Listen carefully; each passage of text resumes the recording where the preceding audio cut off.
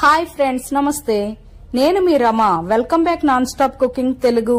ఈ రోజు మన ఛానల్లో పొటాటో చిప్స్ ని చాలా ఈజీగా, సింపుల్ గా, టేస్టీగా ఎలా చేసుకోవాలో ఈ వీడియోలో చూసేద్దాం.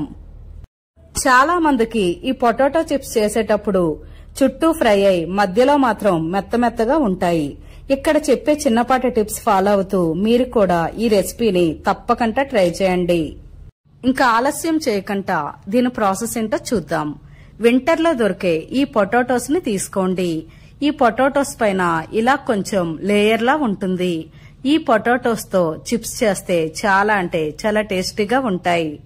మనం రెగ్యులర్ గా పొటాటో కర్రీస్ లోకి యూజ్ చేసే ఈ పొటాటోతో చిప్స్ చేయాలని అనుకుంటే ఈ పొటాటో పైన ఉండే లేయర్ ని తీసి ఐస్ వాటర్ లో 20 మినిట్స్ వరకు వదిలేయండి.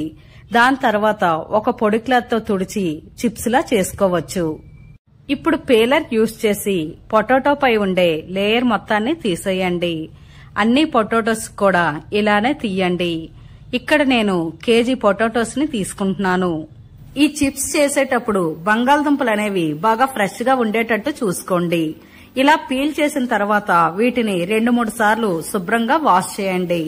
ఇలా వాష్ చేసిన ఈ బంగాళదుంపల్ని ఒక పొడి క్లాత్ తో శుభ్రంగా తుడిచేయండి. ఇక్కడ వాటర్ ఏమీ లేకుండా శుభ్రంగా తుడిచేసుకోండి. ఇలా అన్ని పొటాటోస్ ని తుడిచి ఒక ప్లేట్ లో వేసుకోండి.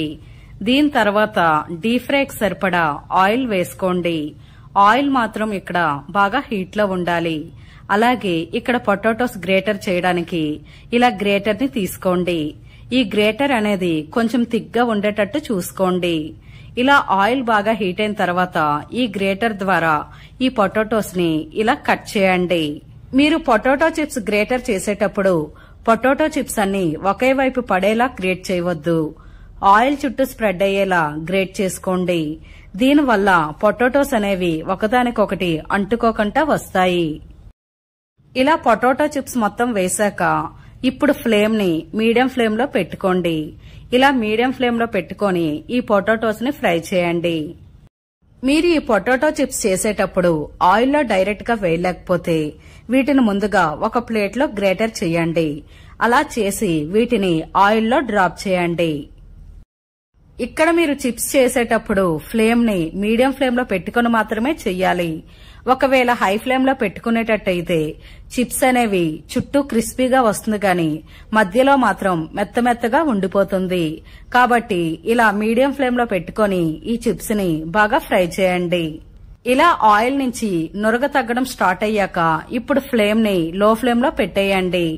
ఇలా లో ఫ్లేమ్ లో పెట్టి ఈ చిప్స్ ని గోల్డెన్ కలర్ వచ్చే వరకు బాగా ఫ్రై చేయండి. ఇలా గోల్డెన్ కలర్ వచ్చాక వీటిని చిల్లుల గరిటె సహాయంతో పక్కకి తీసేసుకోండి. చిప్స్ లో ఏమైనా ఎక్స్ట్రా ఆయిల్ ఉంటే ఈ చిల్లుల గరిటె వల్ల అది ఈజీగా వచ్చేస్తుంది. ఇప్పుడు మళ్ళీ ఫ్లేమ్ ని హై ఫ్లేమ్ లో పెట్టండి. ఇలా హై ఫ్లేమ్ లో పెట్టి ఆయిల్ ని మళ్ళీ బాగా హీట్ అవ్వనివ్వండి. ఇలా ఆయిల్ బాగా హీట్ అయిన తర్వాత మళ్ళీ ఇప్పుడు పొటాటోని తీసుకొని గ్రేటర్ ద్వారా పొటాటోస్ ని కట్ చేసుకోండి. ఇలా పొటాటో చిప్స్ అన్ని ఆయిల్ కి సరిపడా వేసుకోండి. ఇలా వేసుకొని ఇప్పుడు ఫ్లేమ్ ని మీడియం ఫ్లేమ్ లో పెట్టుకోండి. ఆయిల్ నుంచి నురగ మొత్తం పోయాక ఫ్లేమ్ ని లో ఫ్లేమ్ లో పెట్టుకొని ఈ పొటాటో చిప్స్ అనేవి గోల్డెన్ కలర్ వచ్చే వరకు బాగా ఫ్రై చేసి పక్కకి తీసుకోండి. ఇదే ప్రాసెస్ తో మిగిలిన పొటాటోస్ తో కూడా చిప్స్ ని ఇలానే ప్రిపేర్ చేసుకోండి. ఇలా ప్రిపేర్ చేసిన ఈ పొటాటో చిప్స్ ని ఒక బౌల్లో వేసుకోండి. ఫ్రెండ్స్, ఇక్కడ వీడియోలో చూస్తే తెలుస్తుంది కదా పొటాటో చిప్స్ అనేవి ఎంత బాగా ఫ్రై అయ్యాయో. ఇప్పుడు ఈ పొటాటో చిప్స్ పైన 1 టేబుల్ స్పూన్ కారం వేసుకోండి. అలాగే సాల్ట్ మీ టేస్ట్ కి తగినంత వేసుకోండి. ఇక్కడ నేను 1 టేబుల్ స్పూన్ సాల్ట్ వేస్తున్నాను. అలాగే చాట్ మసాలా 1 టేబుల్ స్పూన్ వేసుకోండి.